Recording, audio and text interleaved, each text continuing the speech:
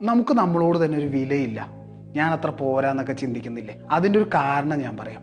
ആ കാരണം നമുക്ക് മനസ്സിലാക്കിയാൽ കോൺഫിഡൻസ് ഉണ്ടാക്കാൻ പറ്റും. നമ്മൾ പ്ലാൻ ചെയ്യും നാളെ രാവിലെ നേരത്തെ എഴുന്നേൽക്കണം എന്നൊക്കെ, പക്ഷെ കഴിയുന്നില്ല. ആ പ്രോമിസ് നമ്മൾ തെറ്റിക്കും. നമ്മൾ നാളെ ഉറപ്പായിട്ടും എക്സസൈസ് ചെയ്യുമെന്ന് വിചാരിക്കും, നാളെ ആകുമ്പോൾ നമ്മൾ നീട്ടി വെക്കും. നമ്മൾ ഓരോ തവണയും നമുക്ക് കൊടുക്കുന്ന പ്രോമിസസോ മറ്റൊരാൾക്ക് കൊടുക്കുന്ന പ്രോമിസസോ തെറ്റിക്കുമ്പോഴൊക്കെ നമ്മുടെ ഉള്ളിൽ ഒരാളുണ്ട്, അയാൾ നമ്മളെ വില കുറിച്ച് കാണുന്നുണ്ട്. അത് നമ്മുടെ സെൽഫ് വേർത്ത് കുറയ്ക്കുന്നുണ്ട്, സെൽഫ് എസ്റ്റീം കുറയ്ക്കുന്നുണ്ട്, സെൽഫ് റെസ്പെക്റ്റ് കുറയ്ക്കുന്നുണ്ട്. ഇതിന് തിരിച്ചൊരു വശമുണ്ട്.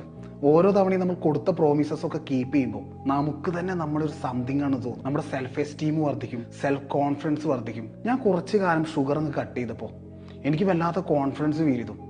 ഏത് ഡയറ്റും ഞാൻ കൂളായിട്ട് ചെയ്യുന്നു. സ്ഥിരം ജിമ്മിൽ പോകുന്ന ഒരാൾ നോക്കുക, അയാൾക്ക് തന്നെ വല്ലാത്തൊരു കോൺഫിഡൻസ് ഫീൽ ചെയ്യും. പ്രോമിസസ് കീപ്പ് ചെയ്യും തോറും നമ്മുടെ വേർത്ത് കൂടുന്നതായിട്ട് നമുക്ക് തോന്നും, നമ്മുടെ വില കൂടുന്നതായിട്ട് തോന്നും, നമ്മുടെ സെൽഫ് വേർത്ത് കൂടും, സെൽഫ് റെസ്പെക്റ്റ് കൂടും.